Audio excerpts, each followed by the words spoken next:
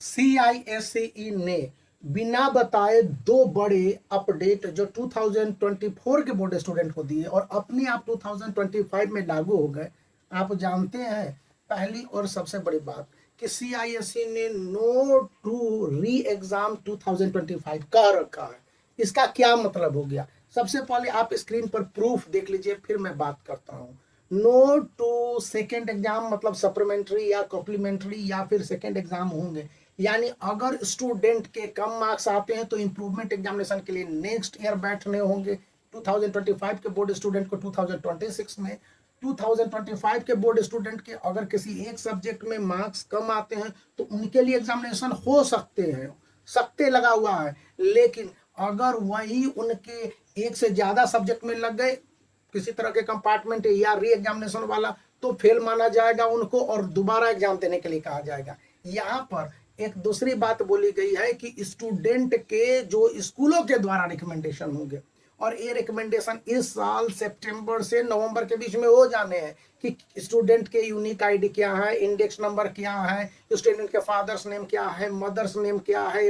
Address detail क्या है, और सारे इनपुट्स जैसे date of birth, date of place, किस स्टेट से एग्जामिनेशन देने जा रहे हैं, किस डिस्ट्रिक्ट से एग्जामिनेशन देने जा रहे हैं, और जितने भी डिटेल्स हैं कि वो आते हैं ओबीसी में, जनरल कैटेगरीज में, या फिर स्टूडेंट हैं जो कि आते हैं बिलो पॉवर्टी लाइन, ये सारे डिटेल्स को साफ साफ स्कूलों के द्वारा भरे जाने हैं और इनमें कोई गलती हो जाने पर करेक्शन की सेकेंड विंडो नहीं खुलेगी। यानी कि आपको अक्टूबर नवंबर तक जो फॉर्म फिलअप हो जाएंगे, तो अक्टूबर नवंबर तो मैंने बहुत ज़्यादा कह दिया, अक्टूबर तक ही, और कहने वाले तो आपको सितंबर लास्ट में ही शुरू हो जाएंगे कि 30 सितंबर लास्ट डेट। अभी के समय में यह इंफॉर्मेशन और इंडिकेशन है कि सभी स्टूडेंट को इस बात के लिए अलर्ट कर दीजिए कि वे अपने सभी डिटेल्स जैसे कि आधार कार्ड हो गया, ईमेल आईडी हो गए, फिर उनके जितने भी एड्रेस प्रूफ हो गए, income certificate if related to है,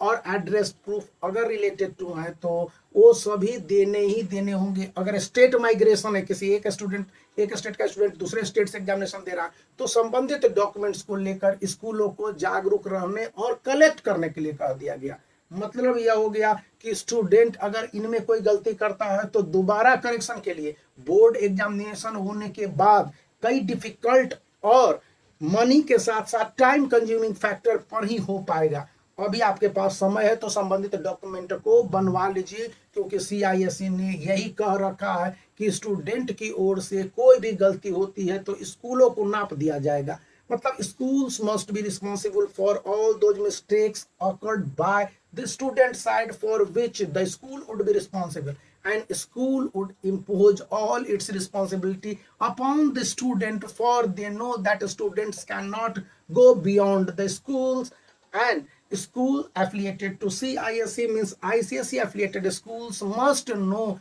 that these are the dominance over school or the institutions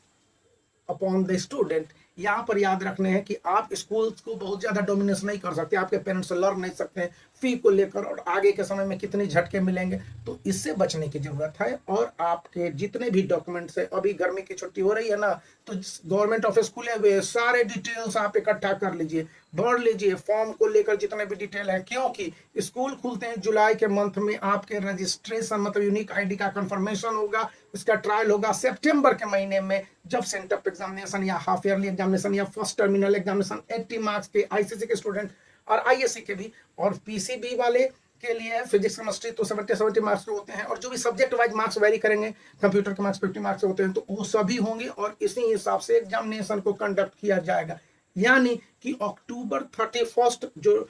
fine के साथ पेमेंट करने के लिए होगा, और इसके बाद कोई भी रियायत नहीं दी जाएगी। तो आप इन बातों को याद रखें, ये माइंड में याद रखने की जरूरत है। और इसी बीच यदि आप बोर्ड एग्जामिनेशन की तैयारियों से जुटे हुए हैं तो ये 10 ईयर्स है, आईसीसी क्लास 10th का है, द बेस्ट एवर 10 ईयर्स माना जाता है ऑल ओवर इंडिया में आईसीएसई के लिए। क्यों, मैं नेक्स्ट वीडियो में बना दूंगा, तो आप इसका लिंक वीडियो के डिस्क्रिप्शन में है, वहां से आप इसे परचेज कर सकते हैं,